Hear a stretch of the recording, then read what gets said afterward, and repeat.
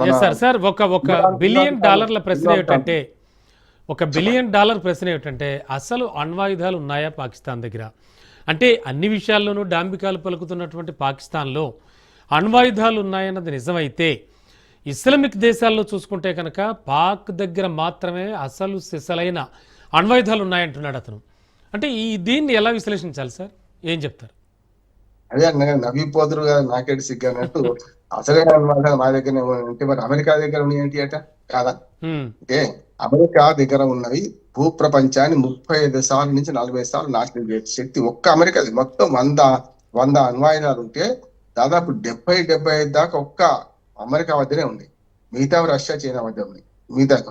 మిగతా 9-10 దేశాలు, ఏదైతే 12 దేశాల్లో మన అఫీషియల్ గా పాకిస్తాన్ కూడా అఫీషియల్ గా తయారు చేసింది అంటుంది. కానీ అక్కడ ఉన్న వాటిని మిగతా అసలైన ఆయుధాలు అంటే ఏమంటారు? ఇప్పుడంటే అమెరికా దగ్గర, రష్యా దగ్గర, చైనా దగ్గర, మన దగ్గర ఏం పనికిరావనంటే కదా కాదు. అంటే హాస్యాస్పదం అంటున్నట్టు ఎవడు కూడా డాంబికాలు పేడుకుంటా ఏం లేని వాడే డాంబికాలు మాట్లాడతారు. అబద్ధాలు కూడా ఏం చెప్తారు అంటే ఒక రకంగా భయపెట్టడం అంటారా, లేకపోతే ఎట్లా? అది భయపెట్టడమే. అది అమెరికా భయపెట్టడం కాదు, రష్యా అమెరికా కూడా మన పాకిస్తాన్ భయపెట్టడం. అమెరికా లాంటి దేశం కూడా భయపెట్టింది, మనం చూసాం కదా.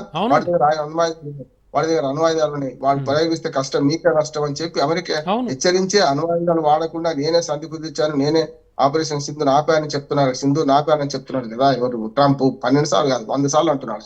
మనం ధైర్యంగా నువ్వు అనలేదని సంగతిని ట్రంప్ పేరు ఎత్తినంత వరకు మోడీ గారు మాట్లాడలేదు. ఒక పెద్ద డ్రాబ్యాక్ మాట్లాడుతున్నారు. ఇప్పటిదాకా జోవాన్స్ పేరు ఎత్తారు, ఆయన ఫోన్ చేశారని చెప్పారు, కానీ ట్రంప్ ఆపలేదు ఆ మాట అంటలేడు. ఎవరి జోక్యము లేదు అనడం వేరు, ట్రంప్ ఆపలేదు యుద్ధాన్ని అని చెప్పడం వేరు కదా. ఆ మాట ఎందుకని లేకపోతుంది సమస్య. అట్లాగే ఈ మధ్యన ఇంకొక విచిత్రం కూడా జరిగింది. ఇప్పటిదాకా ట్రంపే మన ప్రధానమంత్రికి ఫోన్ చేసేవాడు చాలాసార్లు.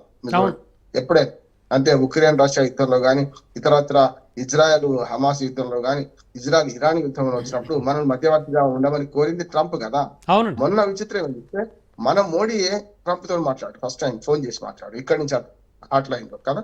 అట్లా చూస్తే అర్థమైంది అంటే మళ్ళీ ద్రోహం చేసిన వాటితోనే స్నేహాస్తం ఎందుకు అందిస్తున్నారు అనే మాట కూడా వస్తుంది. మోడీ మీద ఆ విమర్శ కూడా ఉంది అంటున్నాను. ఎందుకంటే మనకు మొన్నటికి మనం పుతిన్ తో ఒప్పందాన్ని కుదుర్చుకొని చేస్తే పుతిన్ ఏం బాధపడు, ట్రంప్ లాగా తొందరపడేవాడు కాదు. ఎందుకంటే పుతిన్ గత 25 ఏళ్ళుగా అధికారంలో ఉన్నారు.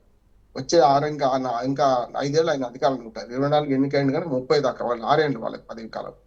అంటే 3 ప్రధానమంత్రులు దగ్గరగా చూసిండు ఆయన పుతిన్. మన ప్రధానమంత్రులు మొదలుగా మనకు వాజ్పేయి గారిని చూశారు, ఆ తర్వాత మన మన్మోహన్ సింగ్ 10 ఏళ్ళు, ఇప్పుడు 11 ఏళ్ళు 12 ఏళ్ళు మోడీని చూస్తున్నారు. 3 ప్రధానమంత్రులను దగ్గరగా చూసి భారతదేశం పట్ల ఒక మిత్ర దేశంగా ఉన్న రష్యా లాంటి దేశాన్ని సంతృప్తిపరచడానికి అవసరం లేదు, వాళ్ళు మా దగ్గరకు వస్తున్నారు, మన సంబంధాలు బాగుంది. కానీ దీన్ని విడిచిపెట్టి మళ్ళీ అమెరికా అధ్యక్షుడు ఫోన్ ఎందుకు చేశారు అనేది కూడా $1 మిలియన్ ప్రశ్న. ఏదైనా సరే ఇవాళ పాకిస్తాన్ నుంచి ఏం సంబంధం లేదు, వాడు తీవ్రవాది కాదు, కేవలం పౌరుడే అని వాడు బుకాయిస్తున్నా కూడా లష్కరే తోయిబా అసలు అత్యంత సన్నిహితుడు. వాళ్ళు మాట్లాడే మాట ప్రతిది కూడా మనకు వాళ్ళ అనుమతి లేకుండా మాట్లాడాలనుకుంటున్నాను.